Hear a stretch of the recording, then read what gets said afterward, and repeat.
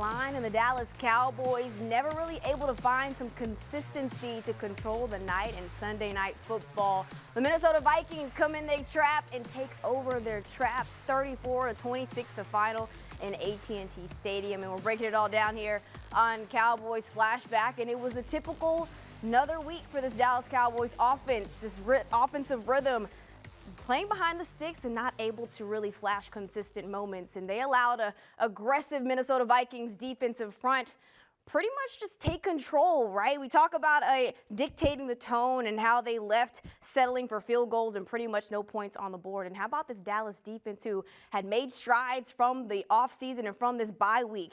Dallas firm at times, forcing some third and long situations, but just not enough in Sunday night. They fall 6-7-1 in the season.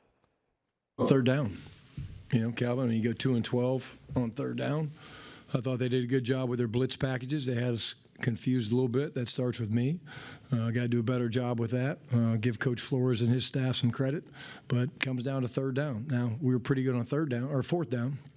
But, you can't go 2 for 12. Situationally, we didn't play very good tonight offensively. We weren't very good on third down, and we weren't very good in the red zone. And that's why you see us struggle in the second half. And that's kind of where it starts. Defensive pressure, I think Kenny Clark was saying it's tough to bring him down, even though he'd been sacked 9 times coming to this game. Why do you think he has some issues trying to get McCall? Yeah, he's athletic. I want to look at the film first, Calvin, but he's athletic, and I thought he stepped up a couple times and made some nice plays, but, strong lower body guy, that's real, and I think he's a hell of a competitor. He made the plays.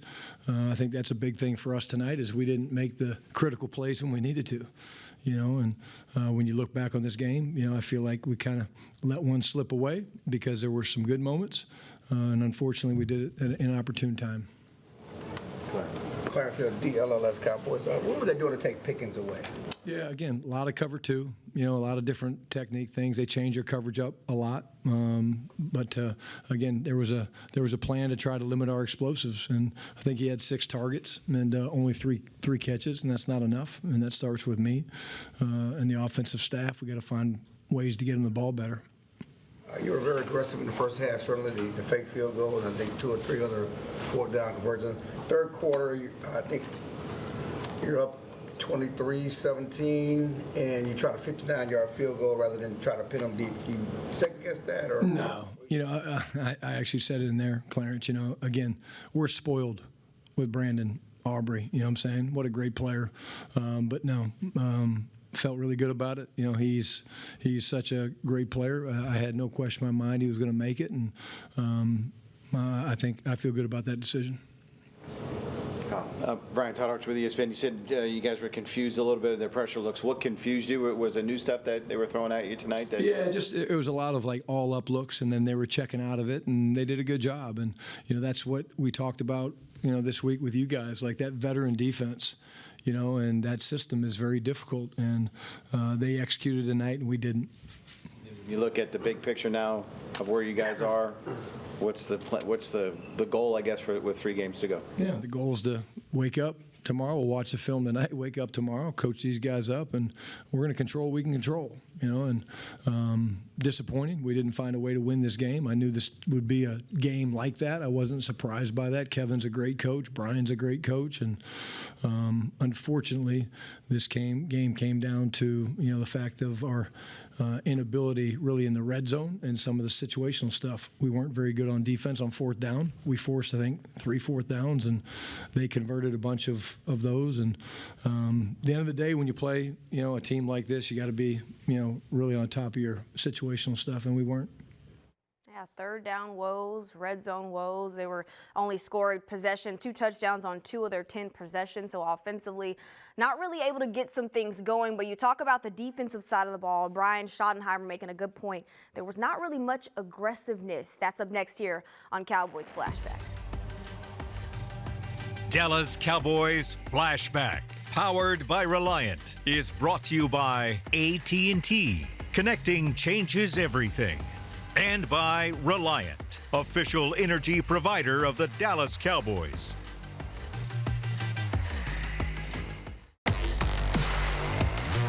This segment is brought to you by AT&T. Connecting changes everything. Well, when the stakes rise, well, the margin for error absolutely disappears, and the Dallas Cowboys as a whole feeling that in Sunday Night Football against the Vikings, but specifically the defensive side of the ball, who had made a lot of strides since the bye week. They had some positives against the Vikings. You talk about a defense that held this run game to 77 rushing yards allowed, set the tone early with that batted ball from Donovan Wilson into the hands of Quinnen Williams, so obviously getting a takeaway there, and holding the Minnesota Vikings to 22% on third downs. But there was a missed opportunity for Matt Eberflus to finally get some pressure, right, create some blitzes and actually have a field day against J.J. McCarthy, who gets rattled in the pocket very often. He was just pressured only 7 times on a Sunday Night Football. 7. And against pressure, when blitzed, he was 3 of 6 for 41 yards, a touchdown and an interception. Well, when he was not blitzed, let's look at the numbers. 12 for 18 for 209 yards and a touchdown. He finished with 250 passing and one interception. But this is a J.J. McCarthy quarterback who thrives on confidence. You saw him finding some open space and scrambling as well. We heard from the guys earlier throughout the week that he is elusive. Well, he made the Cowboys pay and kept the Vikings on schedule and control the tempo. You know, it's not much to be said. You know, just sticking together and just sticking together. Just, you know, tough loss, and it's just inexcusable. But we got 3 games left, and we all got to do our part and just put our best football on tape. It looked like you guys couldn't quite get to McCarthy. There was pressure on him, but couldn't get. How frustrating is that when you're that close but you're not getting him down? Yeah, it's frustrating. It's frustrating. At the end of the day, we got to get them down. They made some plays, and they made some timely plays, and we could never really capture momentum. We got to just be better in certain spots and get them off the field. You joined this team, and there were high expectations for this group. Jerry Jones was just saying he's disappointed because he thought this team had a chance to be better than what you guys. I'm sure you feel the same way. What is that feeling in this group about what the expectations were and where you're at right now? Yeah, it's always disappointing. You losing the game, and you got a lot of expectations for the season. Only thing we can do is just go back to work and just lean on our work, stick together. We still establishing something and building something here. And I think we play hard and finish out the season the right way. We'd be proud of going into next year. So we gotta just keep on just chipping away. Losing in general is terrible, but I feel like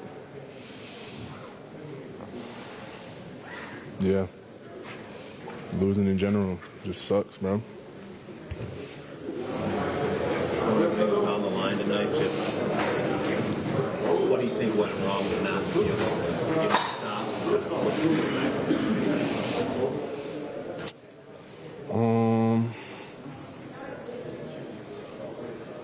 feel like we gave up too many explosives on defense. How damaging do you think this is to you guys achieving your goals this season? Very. Like you said, everything was on the line, so not sure how it shakes out. Obviously, we gotta finish and gotta play our asses off and try and win out and see how it shakes out. But it definitely hurts. Yeah, Oso Odighizuwa referencing the 7 pass plays of 15 or more yards. So you pair that big plays with no sacks and hardly getting pressure. It was a long day for this Dallas defense, but it was also a long day for this Dallas offense as well. How about Dak Prescott? Pretty much scrambling for his life on Sunday Night Football. That's up next here on Cowboys Flashback. This segment was brought to you by AT&T. Connecting changes everything.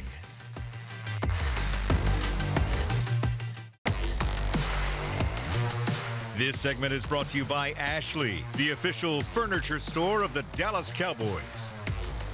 Dallas jumped in no huddle, trying to calm down the Vikings. Pressure, 3rd and 4. Prescott stepping up in trouble. Bernard is there along with Van Ginkel.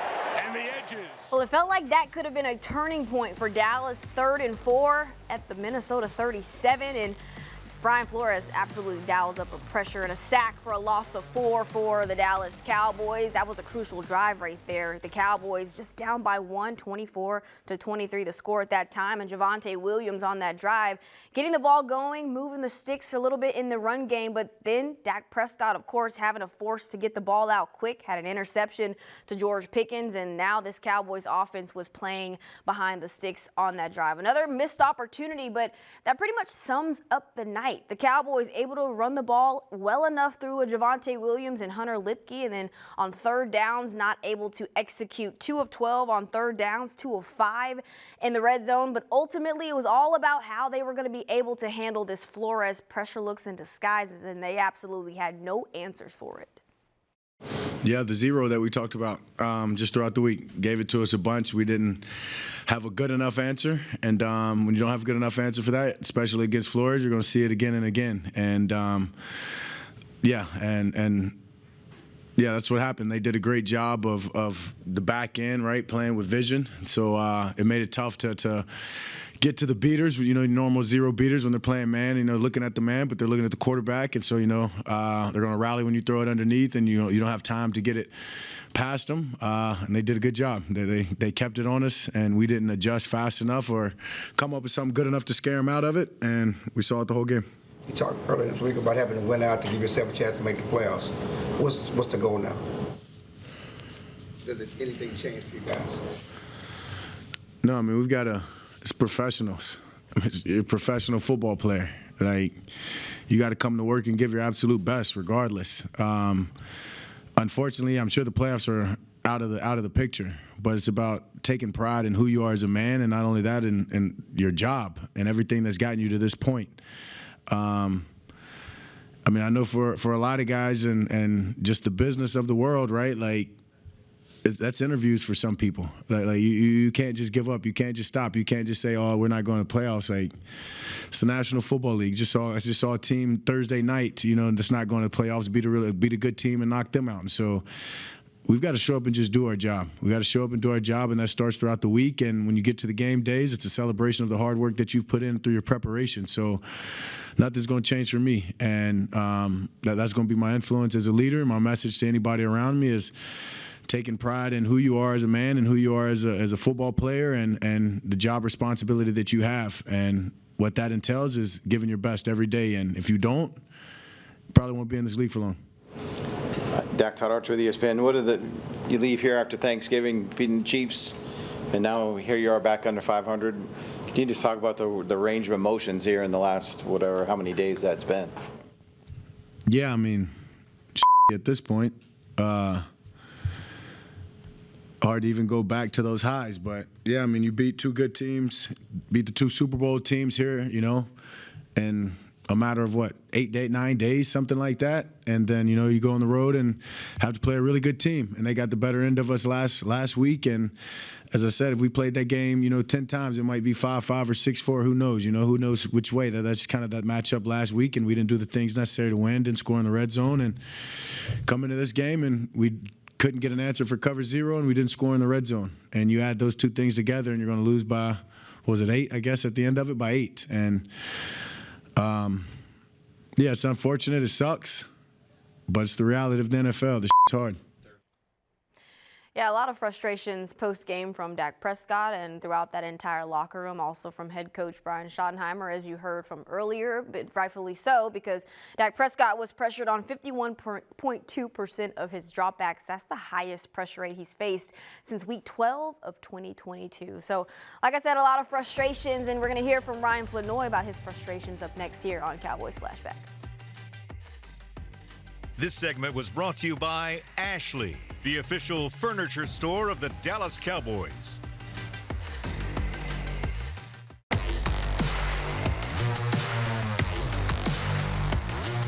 Welcome back into Cowboys Flashback. Nicole Hutchison. The Cowboys fall in Week 15 to the Minnesota Vikings, 34-26, the final in AT&T Stadium. And this offense, Dallas statistically has been one of the best in the NFL throughout the entire season, but their Achilles heel actually showed up big time against the Minnesota Vikings. Third downs, they were 17%.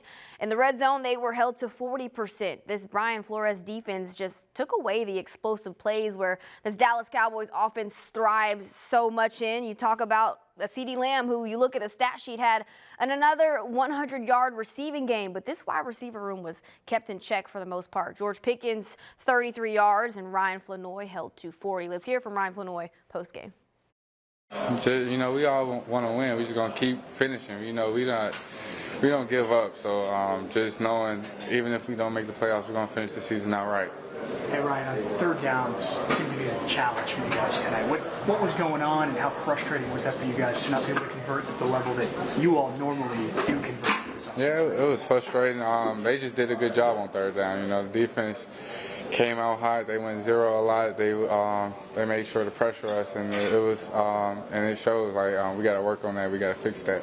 It felt like you guys started really well offensively. Did it feel like something just was off at that point? What did it feel like on the field there? No, I mean, in the NFL games, you got ebbs and flows. You know, you do good, you do bad. You know, margin of error is slim, and you know, with them being a professional team, us being a professional team, they just won. You know, it's we fought. You know, we fought hard. We stuck together. But at the end of the day, they just won. Ryan, when you think just about this season to this point, going into that bye at 3-5, you wind up coming out with a 3-game win streak, and now this. How can you describe just the ups and downs? Yeah, I mean, it's frustrating. Like, all of us want to win. Like, you know, you can tell in the locker room after a loss that everybody feels it. And, you know, we all want to win.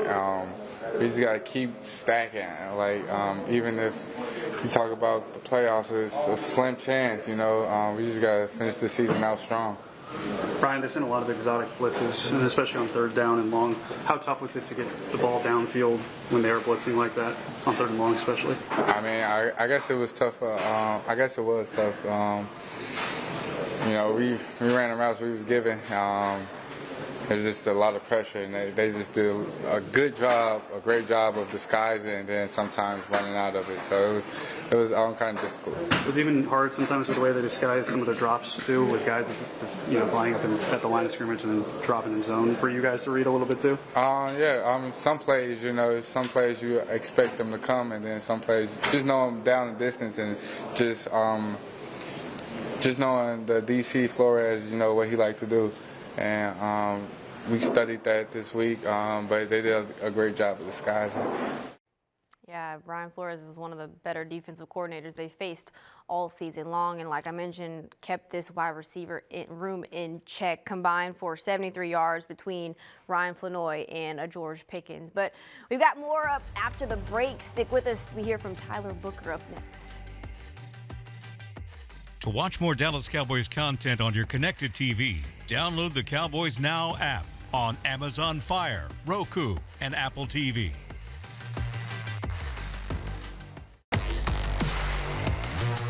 Dallas Cowboys Flashback, powered by Reliant, was brought to you by AT&T. Connecting changes everything.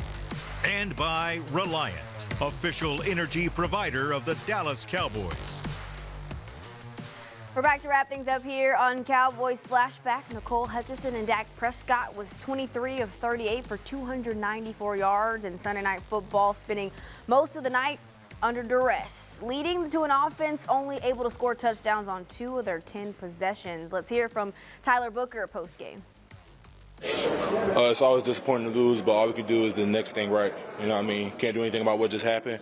We can focus on just reflecting and learning and hopefully getting the victory next week. We can't do anything about what just happened, so just focusing on the next steps. What did they do to make it so tough, especially on third downs? Yeah, they brought a lot of exotic looks. You know, we just got to do a better job of giving Dak time.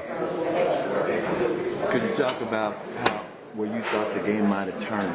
In other words, y'all were going back and forth for a while there, maybe it was in the fourth quarter? Kicking field goals instead of scoring touchdowns. You know, when we're in that position, we have to capitalize, we have to score touchdowns.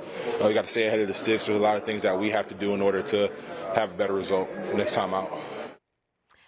Tyler Booker mentioned something good there. They're now reflecting, right? Reflecting on what happened, but also trying to turn the page. But I want you guys to reflect on something right now. The 13 teams the Cowboys have played, 8 of them have put up one of their highest performances against the Dallas Cowboys. The Giants, the Bears, the Packers, the Panthers, the Broncos, the Lions, the Vikings, and the Cardinals. But it's now a time to turn the page. The Chargers are up next for the Dallas Cowboys, and like Jack Prescott mentioned, it's now a time to play for pride. It's time for these players to play for film as well. So now they're going to play for pride. The standard is clear, of course, and the urgency is still there. It's Week 16. We'll see y'all out there in LA.